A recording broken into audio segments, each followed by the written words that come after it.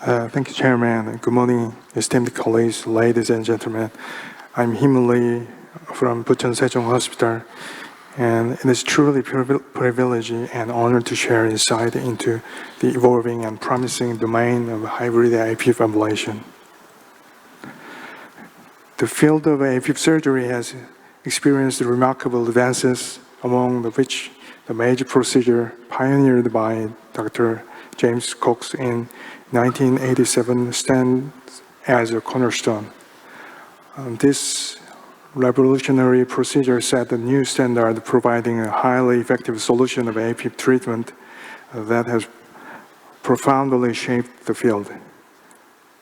Despite its excellent outcome, however, the major procedure presented significant challenges.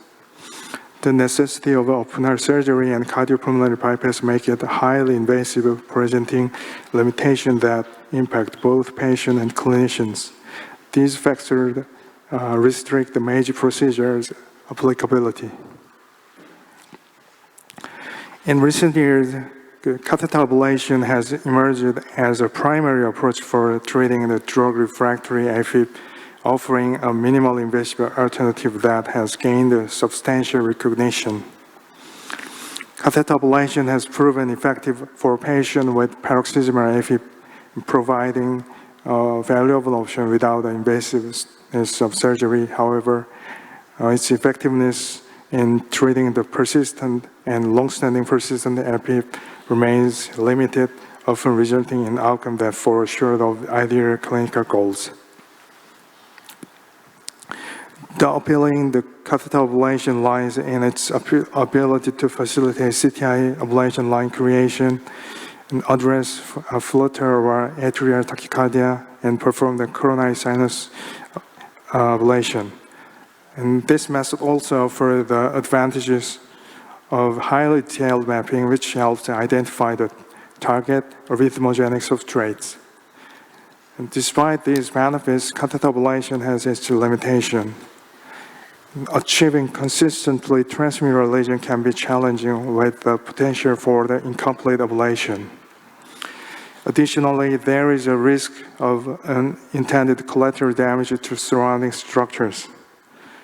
And moreover, recurrence rates, especially in patients with persistent AFib, remain significant, underscoring the limitation of catheter ablation in managing complex AFib cases.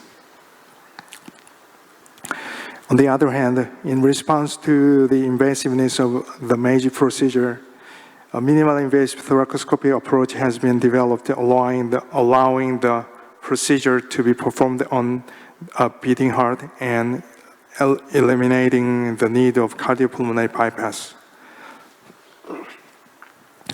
This less invasive approach offers several advantages, including the ability to create a continuous transmural lesions, reduce procedure time, and enable interventions such as GP ablation, division of the ligament of Marshall, and LA appendage occlusion. Despite these benefits, thoracoscopic ablation also has limitations. For example, it cannot always ensure the complete transmural lesions, and mitral or tricuspid isthmus line cannot be created with this method alone. As a result, thoracoscopic ablation by itself may not fully address the complexity of persistent AFib.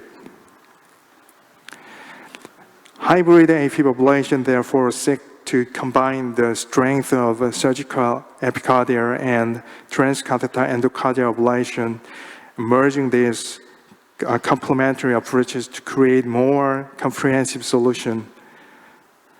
By integrating the benefits of both surgical and catheter techniques, hybrid ablation offers a potential superior method for AFib management, particularly for the patient who have not found success with the more conventional method.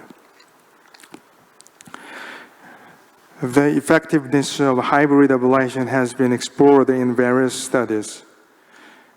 This is a single-center randomized controlled trial comparing the thoracoscopic ablation alone to hybrid ablation. The study found a significantly higher rate of freedom from AFib at 1 year mark in the hybrid group. Another study also assessed the staged hybrid approach where the procedure is conducted in 2 phases, first with the surgical ablation followed by catheter ablation. This staged approach also demonstrated improved arrhythmia-free survival within the hybrid ablation group, adding the evidence of clinical benefits of combining surgical and catheter-based techniques. Further validation of hybrid ablation's effectiveness comes from the meta-analysis comparing the isolated thoracoscopic ablation with hybrid ablation. Findings revealed that the freedom from atrial tachyarrhythmias is notably higher in the hybrid ablation group, emphasizing the potential advantages of a combined approach. To examine the hybrid ablation further, let's consider the studies comparing it specifically with the catheter ablation in case of persistent AFib. A meta-analysis of first non-randomized trials indicate a higher rate of sinus rhythm at 12 months in the hybrid ablation group, although the complication rate were somewhat elevated in this group. A multicenter randomized controlled trial involving the 102 hybrid ablation cases and 52 catheter ablation cases in patients with persistent or long-standing persistent AFib found that the hybrid group had a greater freedom from atrial tachyarrhythmias at 1 year. And this finding were consistent across the subgroups, suggesting that the hybrid ablation may offer the durable benefit in maintaining sinus rhythm for both persistent and long-standing persistent AFib. Another key study, the CONVERGE trial, a multi-center randomized trial, compared the hybrid ablation with catheter ablation. The hybrid group in this study demonstrated a significantly higher rate of freedom from atrial arrhythmias, and this finding was consistent even among patients with long-standing persistent AFib, further establishing hybrid ablation as a promising approach for the advanced AFib cases. In addition, another single-center randomized controlled trial found that freedom from atrial tachyarrhythmias was also higher in the hybrid ablation group, reinforcing the potential of hybrid ablation to merge the complex AFib more efficiently than the catheter ablation alone. Despite the favorable result of hybrid ablation, there are several concerns to address. These hybrid approaches do not have a uniform procedure approaches, energy sources, lesion sets, and timing between the surgical and the catheter components, and array appendage management and medical management. I'd like to review some details about this. There are several devices have used for hybrid AFib ablation procedure. The choice of devices and techniques used within the hybrid ablation can lead to different lesion sets. As shown in the right graph, success rate for maintaining sinus rhythm can vary depending on the device used, highlighting the importance of selecting appropriate tools for this approach. Additionally, various surgical approaches are used in the hybrid ablation, including the bilateral thoracoscopic, unilateral thoracoscopic, and subxiphoid techniques.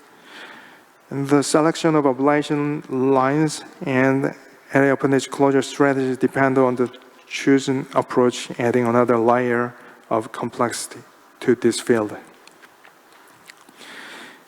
Timing of catheter ablation is another important consideration. Hybrid ablation can be performed as a concurrent single procedure or in a staged format. In addition, within staged approaches, the interval between the surgical and catheter components vary among the studies. However, this study showed no significant difference in outcomes between the concurrent and staged hybrid ablation, suggesting that both approaches may be effective based on the individual clinical situation.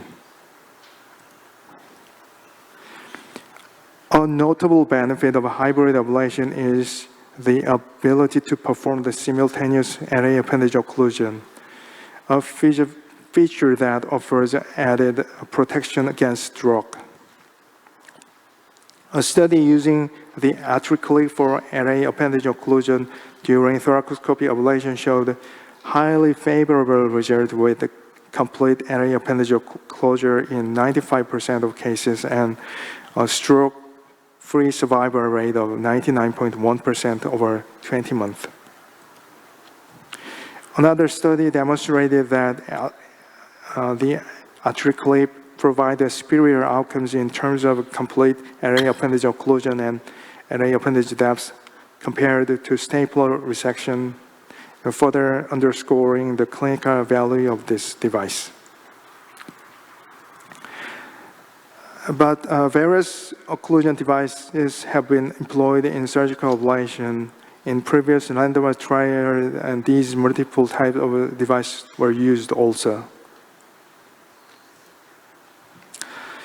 Anticoagulation is crucial at every stage of AFib treatment process, both before and after, and surgical and catheter ablation. As shown in this table, different anticoagulation protocols are applied across the studies, reflecting need for the standardization of anticoagulation management. In summary, hybrid AFib ablation has demonstrated promising results, particularly in cases of persistent or long-standing persistent AFib. This approach presents a valuable alternative for a patient with advanced stages of AFib or those who have not achieved satisfactory outcome with the catheter or surgical ablation alone.